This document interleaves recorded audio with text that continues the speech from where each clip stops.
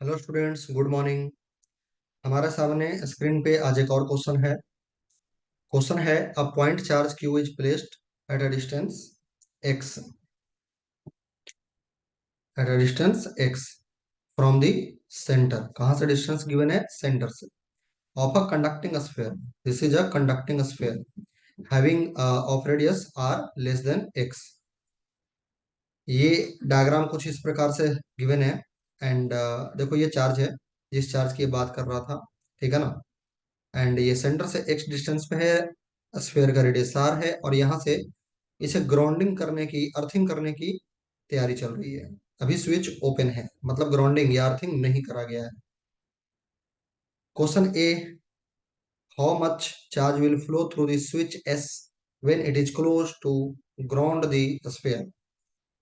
Switch s को जब close करेंगे तो ये जो स्फीयर है वो क्या कहलाएगा कि हमने उसे क्या कर दिया? अर्थिंग कर दिया। या उसे हम लोग क्या बोलेंगे? इस कंडक्टर को ग्राउंड कर दिया गया, ठीक है ना।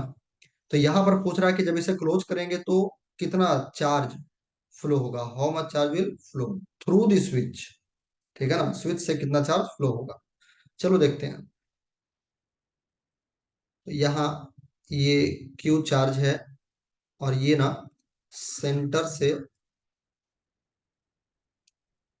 एक्स डिस्टेंस पे है, एंड इसका रेडियस आर है। ओके।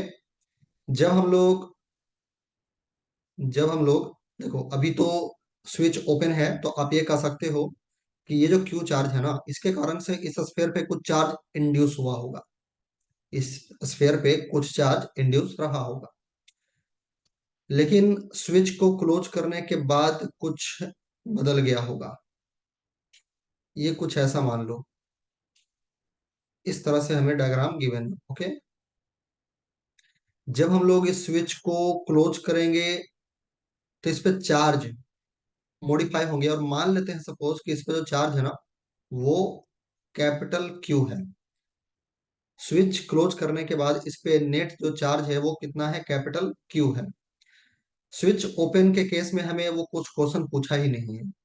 तो स्विच क्लोज करने के बाद मान लेते हैं कि स्फीयर पे चार्ज कितना है? क्यू, ठीक है। एंड ये देखो, जब ये स्विच ओपन था तो उस पर नेट चार्ज कितना था? थोड़ी सी बात करनी होगी अपने को कि जब ये स्विच ओपन था और यहाँ पे चार्ज क्यू है, तो इस कंडक्टर पे अभी कितना चार्ज होगा?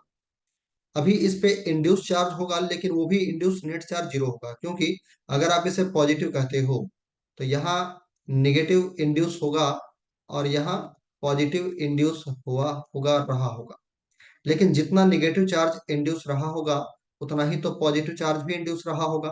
तो इस कंडक्टर पे नेट जो चार्ज अभी रहा होगा स्विच ओपन के केस में, वो जीरो है। बट हमने ये एज्यूम कर लिया कि जब स्विच को क्लोज करा गया है, तब इस पे मान लेते हैं कि चार्ज क्यू है, ठीक है ना।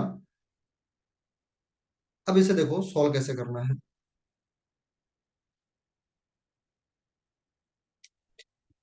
तो यहाँ पे जब अर्थिंग करा गया तो इस कंडक्टर का पोटेंशियल क्या हो जाना चाहिए? जीरो। आफ्टर अर्थिंग,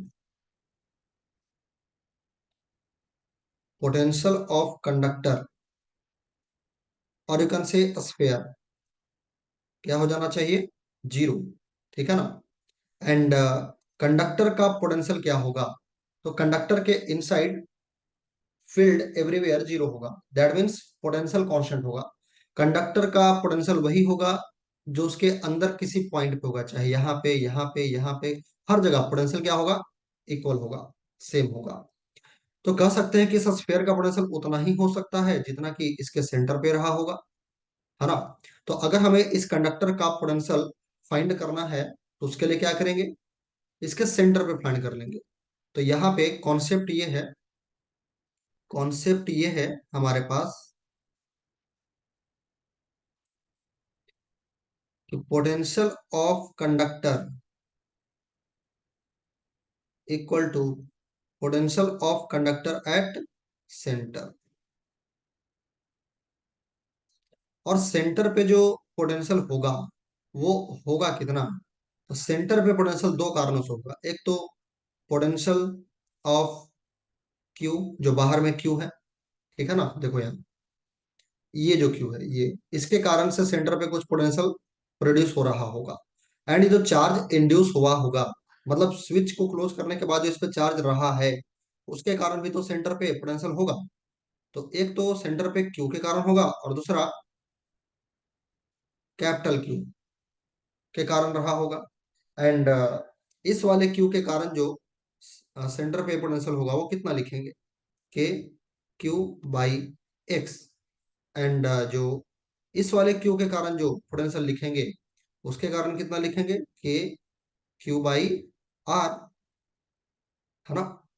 क्योंकि जो भी स्फेयर पे चार्ज रहे होंगे वो सेंटर से इक्वल डिस्टेंस पे रहे होंगे, है ना। तो इक्वल डिस्टेंस पे है, तो इसके कारण से चार्ज सेंटर पे कितना पोटेंशियल बनाएगा, के क्यू बाई आर। और ये चार्ज यहाँ पे हो, यहाँ पे हो, यहाँ पे हो, यूनिफॉर्म हो, नॉन यूनिफॉर्म हो, नो मैटर, होंगे तो सारे इक्वल डिस्टेंस पे। तो सेंटर पे पोटेंशियल हो जाएगा कैपिटल क्यू के कारण से के into capital q by r. और ये जो टोटल पोटेंशियल है, कंडक्टर का जो टोटल पोटेंशियल है वो होना कितना चाहिए, जीरो, क्योंकि उसे हमने ग्राउंडिंग कर रखा है, अर्थिंग कर रखा है। तो ये जो है ना, कितना होगा, जीरो के बराबर। तो यहां से देखो कैपिटल क्यू का वैल्यू ना आपको क्या मिलने वाला है, के कॉमन होकर जीरो में चला जाएगा, तो ये आपको मिलेगा minus r by x into q. तो ये हमें मिल गया कि स्फीयर पे इतना चार्ज है। तो पहले कितना था उस पे, नेट चार्ज पहले कितना था, जीरो। अब कितना है, इतना। इसका मतलब क्या हुआ कि स्फीयर पे स्विच के थ्रू होकर के इतना चार्ज फ्लो कर गया। ये जो स्फीयर है, तो यहां से कितना चार्ज फ्लो करके आ गया, इतना चार्ज फ्लो कर गया। और यही अगर उल्टा इसका रिवर्स बात करें कि यहां से यहां कितना गया, तो इतना ही चार्ज प्लस में गया होगा। क्योंकि अगर यहां से यहां ग्राउंड से स्फीयर में अगर minus r by x into q charge flow करके आया होगा, तो इसके रिवर्स में कह सकते हैं कि स्फीयर से ग्राउंड में कितना चार्ज चला गया होगा, plus r by x into q. तो आप यहाँ पे आंसर लिख सकते हो, फ्रॉम स्फीयर टू अर्थ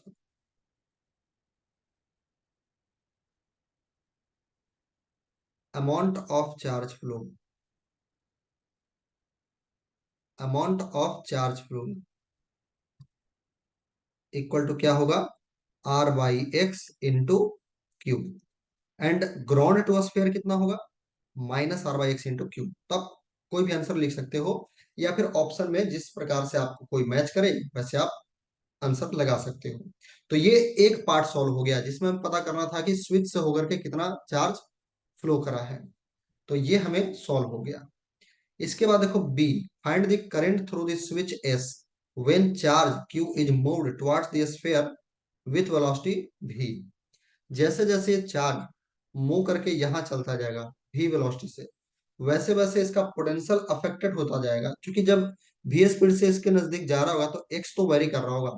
और यहाँ पे आप देख सकते हो कि स्फीयर पे जो चार्ज है, स्फीयर पे जो चार्ज है वो एक्स पे डिपेंड कर रहा है। तो जैसे जैसे बाहर वाला चार्ज नजदीक जाएगा एक्स वेरी करेगा, तो स्फीयर पे जो चार्ज होगा वो भी वेरी करेगा। तो स्फीयर पे जो चार्ज वेरी करेगा उसका मतलब क्या होगा, कि चार्ज फ्लो कर रहा है, स्फीयर पे चार्ज फ्लो कर रहा है, मतलब स्फीयर से अर्थ में पॉजिटिव चार्ज आ रहा है और अर्थ से स्फीयर पे नेगेटिव चार्ज आ रहा है। तो जब चार्ज फ्लो कर रहा है तो इलेक्ट्रिक करंट तो बनेगा। तो वही इलेक्ट्रिक करंट हमें फाइंड करना है। ठीक है। तो अब देखो करंट का डेफिनेशन क्या होता है, rate of flow of charge. तो अगर मैं बात करूं rate of change of charge on the sphere, तो ये क्या सॉल्व, कैसे सॉल्व होगा। तो टाइम के रेस्पेक्ट में हमने डिफरेंशिएट कर दिया d q by d t, and minus r into q, ये तो कांस्टेंट टर्म है, एज इट इज रह जाएगा। और वन बाई एक्स का डिफरेंशिएशन करेंगे तो वो मिलेगा हमें minus one by x square into d x by d t. Okay. तो ये देखो हमें यहां से अगर इसका मैग्नीट्यूड अगर फाइंड कर लें, मैग्नीट्यूड, तो ये देखो, ये तो माइनस माइनस प्लस है, लेकिन जो dx बाई dt पुट करेंगे ना, वो हम लोगों को माइनस भी पुट करना पड़ेगा। ये क्या हो गया, rate of change of position. And जैसे जैसे नजदीक जाएगा x डिक्रीज करता जाएगा, तो x इज डिक्रीजिंग। तो ये जो भी हमें पुट करना होगा साइन वाइज, वो माइनस भी पुट करना चाहिए। लेकिन अगर हम मैग्नीट्यूड की बात कर रहे हैं तो फिर पॉजिटिव ही लेंगे। तो r into Q divided by x square into भी। तो मैग्नीट्यूड वाइज ये हमारा आंसर हो जाएगा। मतलब जो करंट फ्लो हो रहा होगा स्फेयर एंड अर्थ के बीच, जो स्विच कनेक्ट है, जो वायर कनेक्ट है, मतलब इस वायर की मैं बात कर रहा हूँ, ये जो है ना, ये जो वायर है, इस वायर से करंट कितना फ्लो कर रहा है, इतना। ठीक है, क्योंकि पॉजिटिव चार्ज स्फेयर से ग्राउंड में जा रहा था, तो कहेंगे करंट का डायरेक्शन यू होगा। अगर करंट का डायरेक्शन की बात करें तो यू इस तरीके से होगा, क्योंकि करंट का डायरेक्शन होता है in the direction of flow of positive charge, और पॉजिटिव चार्ज तो यू फ्लो कर रहा है स्फेयर टू अर्थ। ठीक है ना, तो करंट का वैल्यू ये होगा। तो हमारा बी पार्ट भी सॉल्व हो गया। ओके, तो उम्मीद करते हैं आपको ये क्वेश्चन समझ आया होगा, आपको हेल्प मिला होगा। Thank you.